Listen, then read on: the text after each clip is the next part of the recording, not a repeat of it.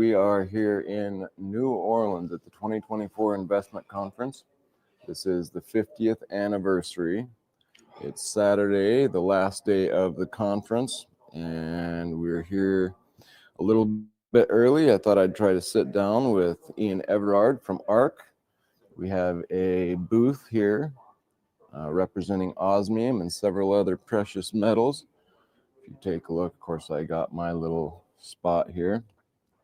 And then we have a gorgeous array of osmium and several different cases here, along, of course, with some great information and a few other metals.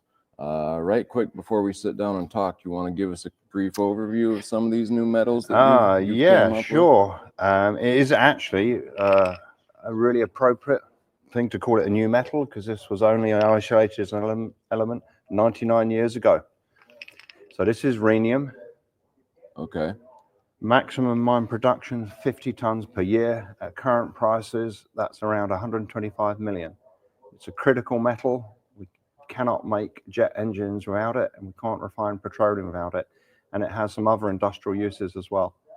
So we've started selling this as a tangible asset, because I think it's underpriced at around $2,500 a kilo, yet it is the second scarcest non-radioactive element with maximum industrial consumption and growing use. Wow. So I think this is an opportunity to take a bit off the table, have it in private hands, and sell it back into industry when it's worth a lot more. Okay, so kind of like a precious metal, except it's industrial and it's being used to a maximum mine output. Okay, very interesting.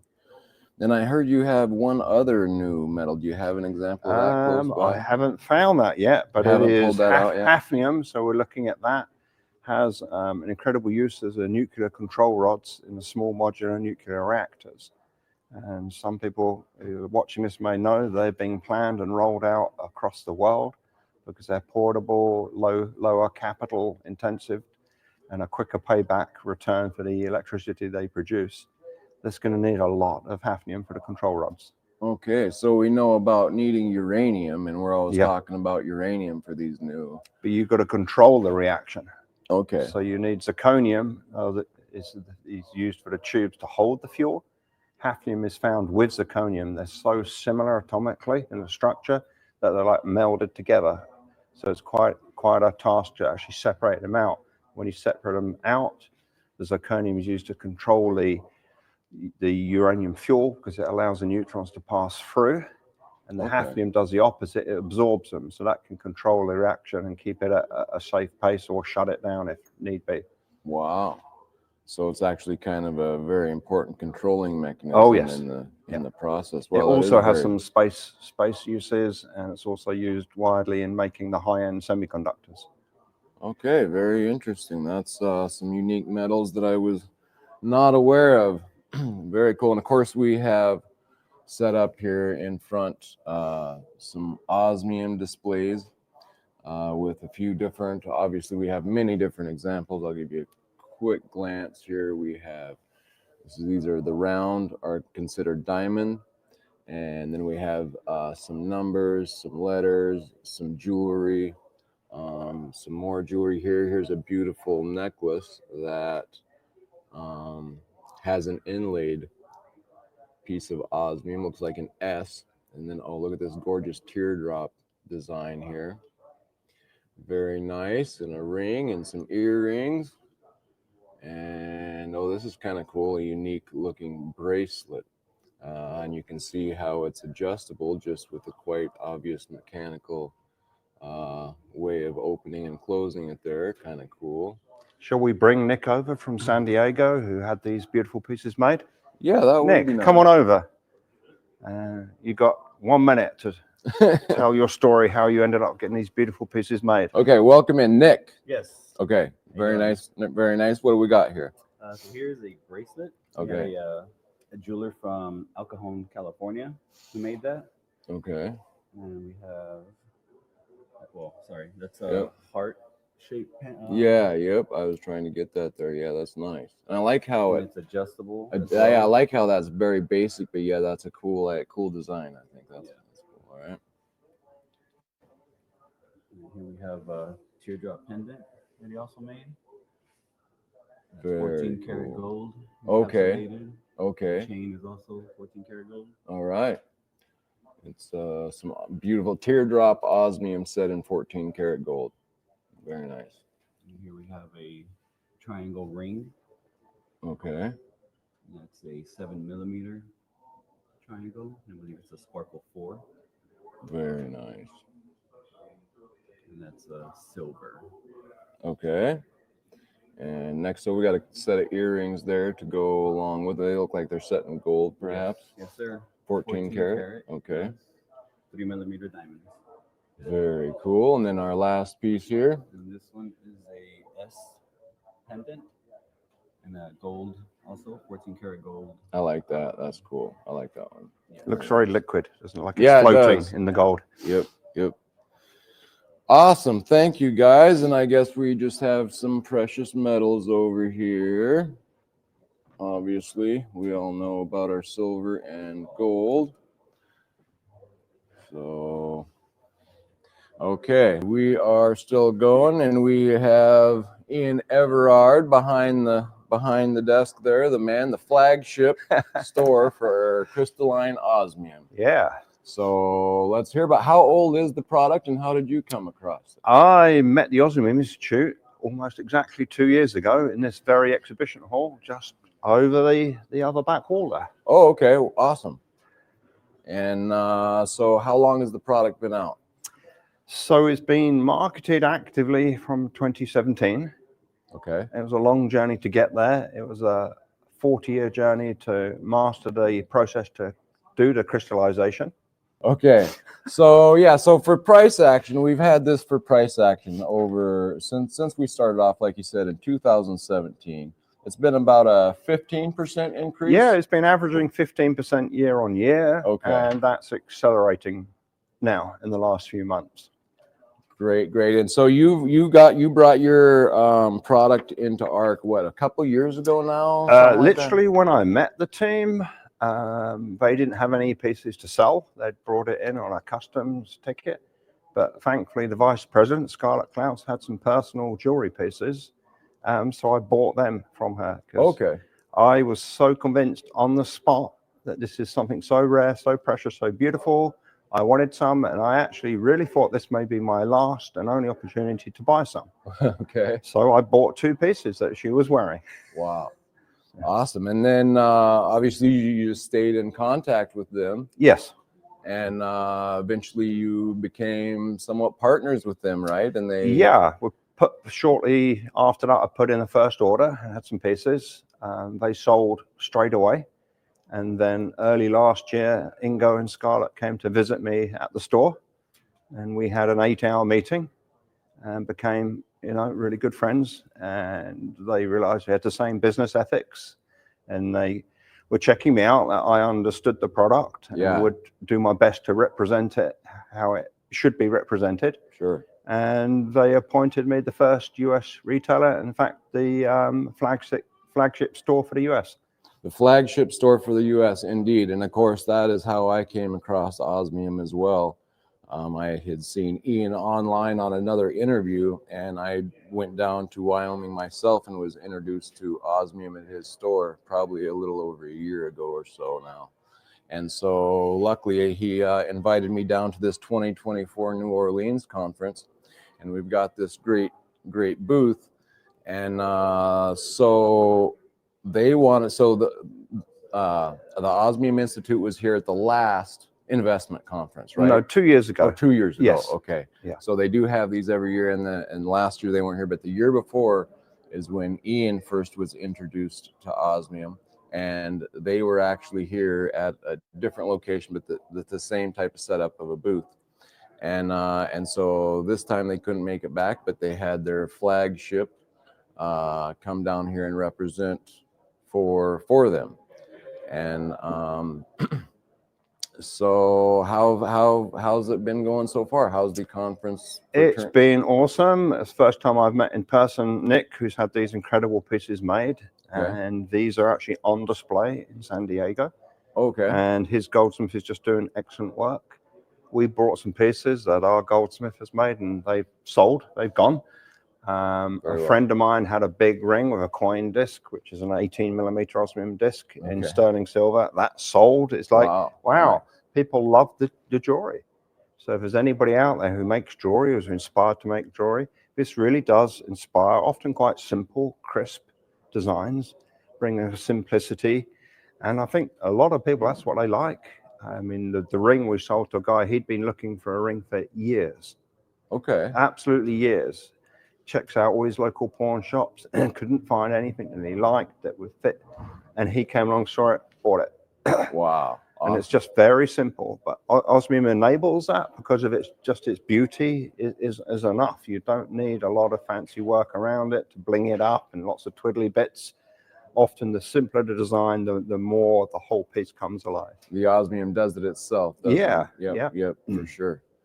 Very cool. Yeah, I've noticed. So we receive these pieces that are, we call it semi-finished. That's how we receive them. It's a semi-finished product. From the Osmium Institute, we receive the discs or the pieces that are cut as a semi-finished product. They are available for investment form, just as they are in the discs or in the bars or whatever you would like. However, a lot of people, like he's saying, love it in jewelry because obviously it is more even reflective than diamonds, where diamonds let the light pass through a little bit, and you do get some sparkle there, but crystalline osmium will actually bounce that back at you, correct? Yeah, it's a pretty well 100% reflection. And because of the hexagonal crystalline structure, there's lots of mirrors in the plane of the piece. Okay. When parallel light hits it, so sunlight is the most parallel light, it reflects all of that light back at the viewer. Okay, yeah, that's grabs your eye indeed, even more so than maybe a diamond would from across the room or something. It has more reach because it's taking all that light and bouncing it back at you. So it's a very beautiful product. And so investment wise, what are you seeing here at the, like, I know we've had a lot of good luck with the osmium. Would you say that it's the hottest item that we've talked about, or silver or gold or your other metals? What have you found that has surprised you with the desire for investment here? This conference is for open-minded investors. And this conference has a great success of creating a lot of wealth. People find things to invest in, and a lot of people are looking for the niche little thing that the most people are just not seeing. Yeah. And that's usually where the most and the quickest gains are made. Oh, that's good point. So I had an intense interest in the osmium. A lot of people taking data away and they're thinking about it. So yes, it was really encouraging amount of sales of pieces of jewelry. We could have sold way more pieces if we'd brought them. If we would have had them, yeah. And it is fascinating, captivating. The rhenium had some great discussions. I haven't found anybody who's told me a reason why, if a modest amount of investors take 10-20% of that annual mine production off the table, why we won't get some really good price action. Yeah. And I think because the market is so small, $125 million, and 80% of that goes to 3 companies. 80%. Pratt & Whitney, Rolls-Royce, General Electric for making jet engines. It's also used for making military jets, any high heat, rockets, nozzles, refractory, because it's a refractory metal. Only tungsten is a higher melting point. And it has these unique properties when it's mixed in an alloy with other metals. That metal can cope with unlimited expansion contraction cycles without fracturing. So it makes a super metal. And only being 99 years old, there's a lot more to learn about it. Okay. Very interesting. Okay. Yeah, I had a few other thoughts here kind of along the monetary system I thought I would bring up. So sometimes we take a look at the debt clock, and here of late, we were talking about it being 35 trillion. Well, now it's already up to 36 trillion and counting and ticking fast. And often I've asked you about this, and you will say, Yes, that that's a bad deal in causing inflation, but that could kind of continue on if it wasn't for the unfunded liabilities. Yes. And I was wondering if you could break that down a little bit for us and how what you're seeing there. Sure. So the big picture, we're in an inflationary currency system. The system only can survive if, with the exception of temporary pauses, it's continually expanded.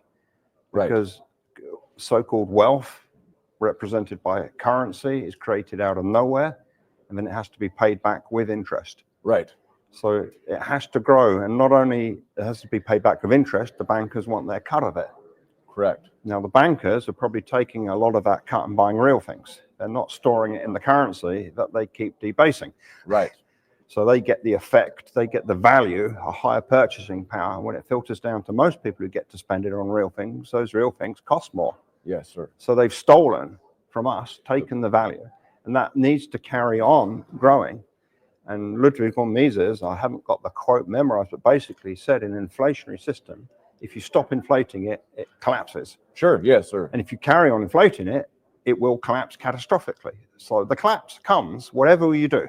It's just a slower, harsher, we could have the pain now and it'll be really bad. We can have it later and it'll be even worse. That's coming. Yeah.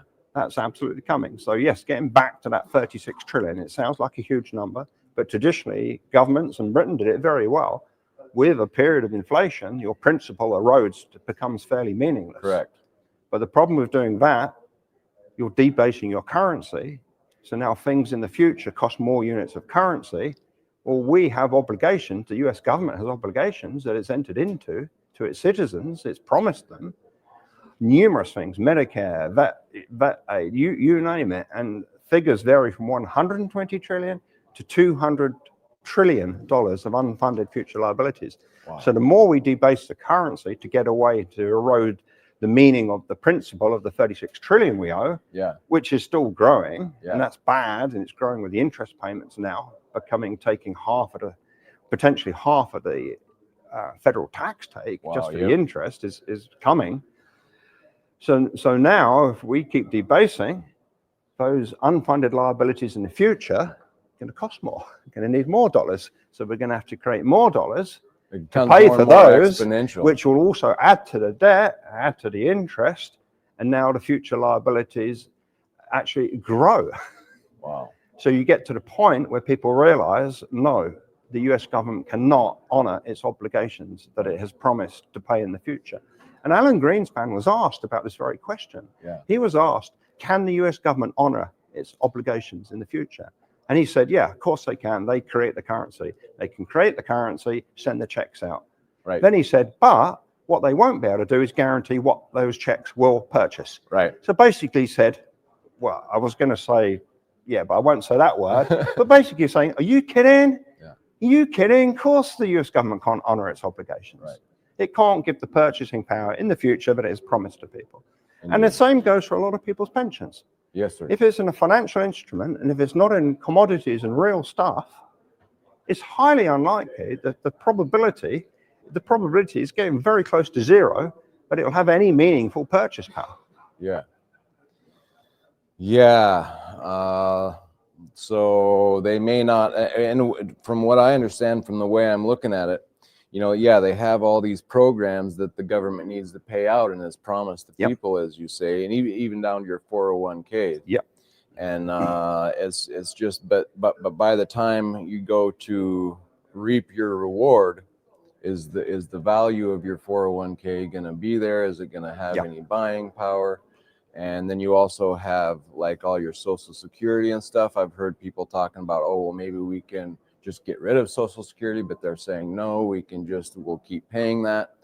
But again, it's all building to an exponential increasing point where you're either going to lose all your purchasing power, like you say, or as you say, it will all come crashing down. And it's happening. I mean, it's often people talk about the Great Reset. Yes. We're in the middle of a resetting. It doesn't have to be a dramatic one-off event. It's a gradual, slowly. Most people who are on a salary, that has not increased anywhere near in line with the cost of the things they purchase to live. Indeed. So already people are struggling. Yeah. And then what happens when people struggle? It gets harder and harder to make good decisions because you're under stress. Right. Families are under stress. Marriages are under stress. Yes. And when you're under stress, you have less mental capacity to step back and think, let alone think long term. And this is a trap we're in. We're taught and trained to think in a shorter and shorter time frame to the point where most people become sheep that are just easily herded around. And this is why the CBDC will be so readily accepted. They're going to put us to a point of hurt without the average person knowing what's happening. Yeah. That they will be clamoring to take the new CBDC or whatever relief that they're going to relief from the financial stress and not being able to make ends meet. Yeah. Right. Then the promise will be this new system will solve all of that. And if you're aware of how the system works now, you can kind of see that that's through deception that they're able to hang on to the control that they have now, and they're looking for an even stronger control mechanism. Yes. But it's not going to, even if we move into that, it's not going to secure your purchasing power. It's going to be the same system. Yeah. But and now your purchasing power, what is left, is controlled. Is control, exactly. Yes. You can buy so much of this and you can't buy so much of that. Right. And that will be linked into carbon credits. It will be linked into ESG. It will be linked into all sorts of things. If you do too much that is now perceived harmful, and whether it is or not, it's a whole separate debate, that you'll be controlled. Yeah. You know, if you're like me and you like big American V8s and you don't mind driving something that does 8 miles to the gallon occasionally, you're probably only going to be allowed to put so much gasoline into that, because when you drive into the filling station, it will register your plate. They'll have a complete record. With quantum computing, it's so easy. All this data is instantly available. You will be allowed to put so much gasoline into that vehicle. Right. Goodness, indeed. It seems to be the case. I've already noticed when you book a flight, it will show you different options for pricing depending on carbon outputs. So yeah, that's indeed in the works. And carbon credits created out of nowhere. Now they're traded. Oh yeah. So why do they cost? Somebody decided, here's some carbon credits, trade with them. Right. So well, who received the first payment? Who's profiting from trading them?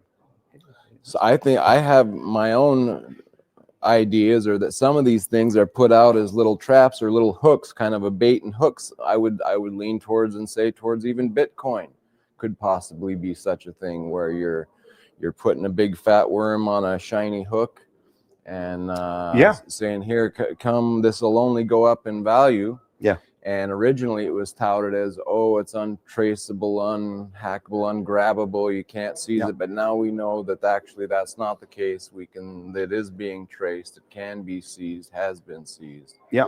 And it may go up in value, but again, it probably once they get their system lined out and in place, are they going to allow for that competition of the Bitcoin, do you think? Or will they possibly put a seize on it and maybe move it over to CBDCs, or just say only CBDCs are allowed, or something to that effect? Or do you have any opinion on such? Yeah, I mean, the financial elites are pulling all of the strings, and they plan things over centuries, right, which is a hard concept. Bitcoin, if it is truly decentralized and independent and separate, it'll become a threat. Right. They will challenge the on and off ramps, so they'll make it harder to transact into the new US digital dollar. And if it was created by government and was partly controlled by government, they may say, come on in. But now it's merged with the new system. Right. They merged the two systems, and now they've got complete knowledge of everybody's financial transactions, which is coming.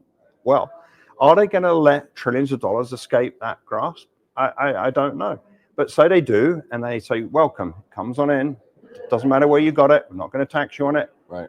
But now it will slowly be trapped into the new digital dollar. So the very thing the Bitcoiners wanted to escape. Yep. They're being will now be come in. Yeah, of course you Yes. can keep that wealth. Yes. But now it's coded and recorded. Yes, and sir. one That's by what I one, see too. they may do an independent research into your life.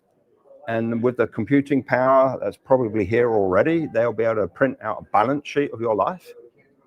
they'll be saying, well, this is what you should have from our records, from your tax returns, from your employment, from your businesses. This is what you should have now. And if what you actually have exceeds Doesn't that, match they'll up to say, that. well, for now, we'll just put that to one side till we work out where that came from. Oh, that's a gain. Well, we'll take the tax now on that gain. Right, You know, right, right, indeed. and that may become a taxable event when assets, if you want them to transfer into the new digital system, that might be the unrealized gains taxation point. There you Because go. now, if you want it to transfer and it to be fully usable in the new system where the bulk of trading, that's the only way you'll be able to transact, to pay your taxes, to buy from all companies. Yep. You'll have to transact in the new digital dollar. Yep. So you transfer assets into there. What a perfect place to bring in that unrealized gains taxation point. Right. Well, we need to just clean this up. We might as well just do all this now. Yep. Yep, indeed. I sadly see that as well. Yeah, so the system is in place. It's like you say, it has to keep expanding. Yep. And so it doesn't matter, even though we may have had a little shakeup in this last few months with political things, the underlying system, the underlying monetary system is still the same. Yep. Still Expand has the or same collapse. problems. It's And- expand or collapse. Yes. And so doesn't matter necessarily who's in the office right now until you see some major monetary thing done. We're going to continue to see that expansion, which means inflation. Yep. And with inflation comes corruption and problems. Yep. And I think that's still laying ahead of us. And an important thing, important aspect of this currency debasement, people who own real stuff, assets, their wealth grows and grows and grows. So if you own 2, 3, 4, 5, 10, 100 houses, your wealth carries on growing. So those that have rapidly. the assets, the real assets. Yeah. Their wealth will carry on growing. Okay. And that includes, obviously, silver and gold. And that's the purchasing basically power of that will carry on growing. It's a rocky road. It's volatile. But at some point, that change will be dramatic. Yeah, there is going to come a point where, like they have done with so many other countries and currencies, where they overnight reset and suddenly you've lost a lot of purchasing power really fast. And it's interesting because we have that global hegemon where our dollar is the strong dollar for the rest of they were originally pegged to us, to the dollar. And so we're that in the minds of other fiat currencies, we're the strong fiat currency. And so, it's going to be interesting to see how, and as we debase, even those other countries get debased as we debase. And so what will happen in an overnight reset where we readjust our level of debt to the pressure, to real commodities, basically, right? Yes. Yeah, And eventually, if anybody hasn't looked at it and doesn't have a visual picture, pull up Exeter's pyramid. Right. Upside down pyramid. Yeah. And the further you go away from the point at the bottom, it's less and less real.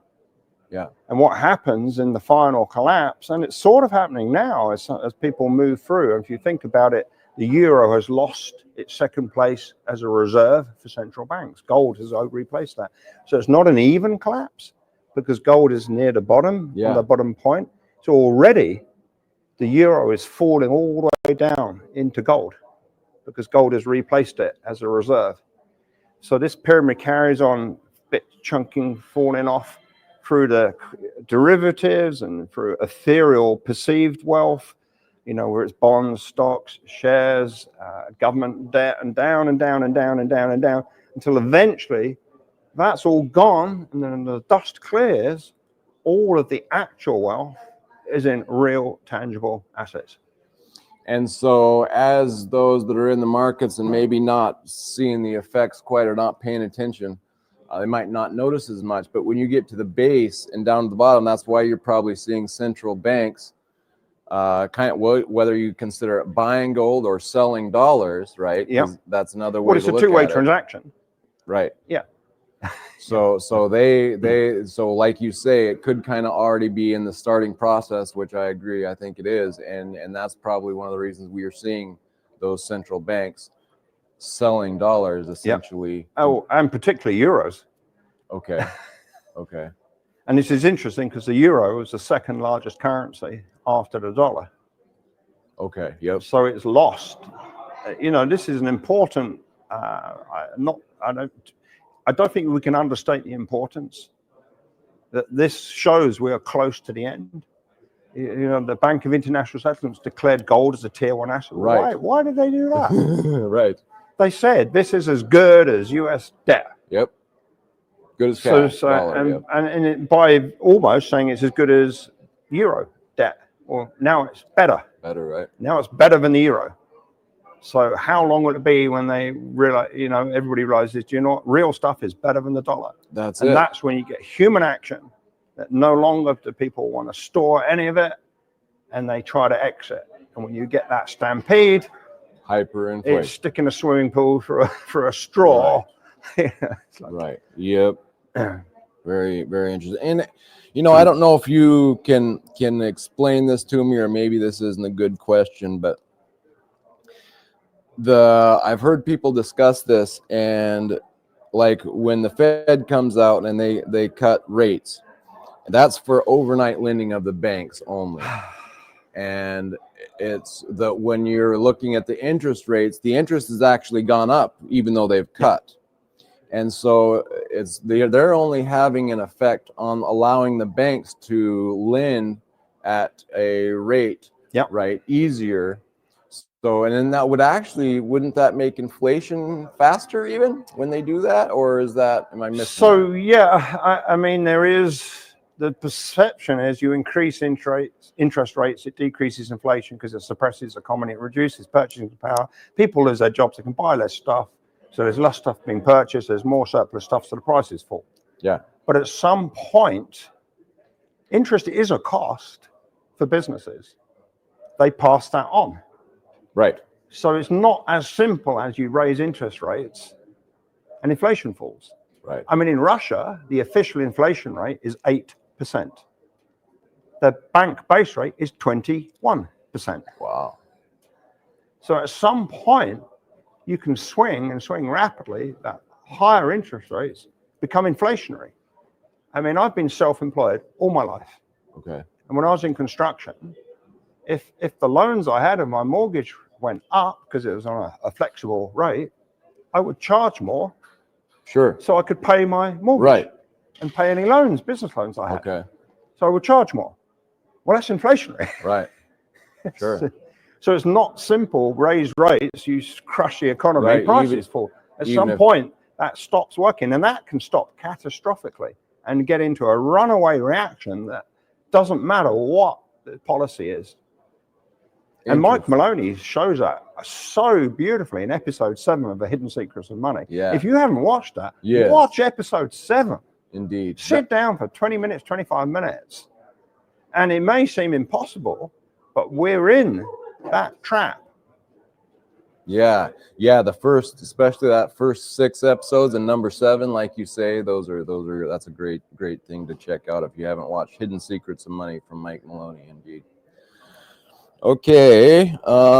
Yeah. So I mean, even though they're cutting rates for the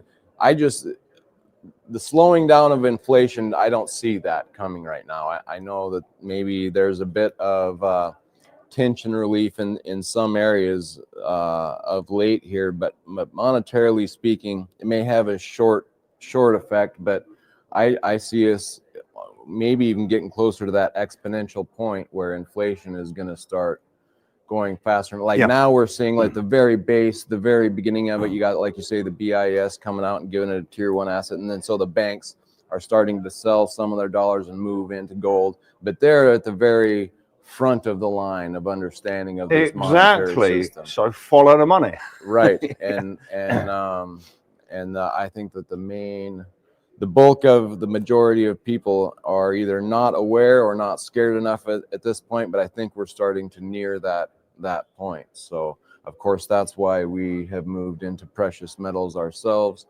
and crystalline osmium being a new precious metal with a high density value, and it has some extra security layers built in. You want to why don't you tell us a little bit about osmium itself and Sure. some of its properties that make it unique? Yeah, so in the crystalline form, it's the densest form of osmium. It's the densest non-radioactive element. So you cannot forge by substitution. It's also, to my knowledge, the only element, and in this crystalline form, that you cannot dissolve. So there's no acid or alkali or mix that will dissolve it. So aqua regia doesn't tear it apart. So there's two completely separate, but absolute impossible to forge that. Okay. And then the third is the visual recognition of the crystalline structure.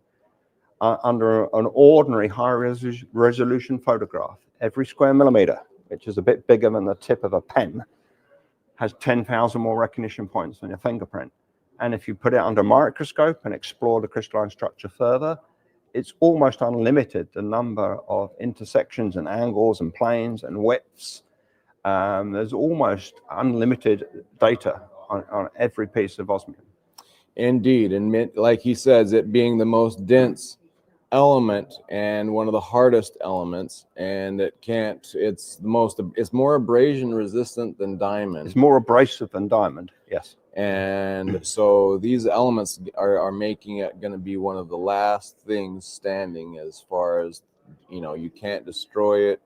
It has its own unique built-in code. Each piece is like a snowflake. As it crystallizes, it builds its own code into the piece. Yeah. And then the Osmium Institute will document that. They will put a code on that, and then eventually, if you are to buy a piece, they'll give you a osmium change code, and you'll be the only person to have that code, so that only the owner can buy and sell it. It can't be stolen and resold without the owner's permission. So that's if you lose that code, as long as you still have the piece of osmium, it can be resent to you either by a picture of the piece of osmium or the alphanumerical code that you'll also get with the piece of osmium. So there's two backup plans. Okay, and because it's built right in, the code is actually built right into the face of the piece, so it can just be scanned and identified, and then the code will be sent to the last legal holder of the email that the ownership code was sent to. Awesome. Yeah, it's a high density that you can, and a high value for a small piece. So you can transfer a lot of wealth in a small amount that is tangible, and have complete control of it, both physical and even backed up to the net. Absolutely ideal for high value trusted transactions that don't need a bank. Right, and I've heard you even talk about family offices. Family offices in Europe are using it to trade in already. It's 100% trusted transaction. Because you're getting the value. It can't go wrong electronically because it's a physical exchange. Indeed. Very cool. Okay. I think that's kind of all I had for you at the moment. You have anything else that you would like to cover? I think we've covered so much. Okay. Long lived. But yeah, plenty more to talk about in the future, I'm sure. Indeed, guys. We will be back more. This live has been live streaming and is live streaming, so apparently we have the ability to do so. So hopefully I will get some more lives in today. I do have some more footage recorded that we will get edited and out. And thank you all for stopping by, guys. And if you have any questions that you would like asked, please put them in the comments below this video, and I will try to check on those if I get to it, and maybe we can include some of those in the next live. Ian, thank you so much for coming on and telling us a little bit about the show. We are at the New Orleans 2024 Investment Conference. We're having a great time. It's been a great show so far, and I greatly appreciate you taking the time to have this talk with me. You're very welcome. Thank you for coming. Thanks, guys. We will catch you all on the next one.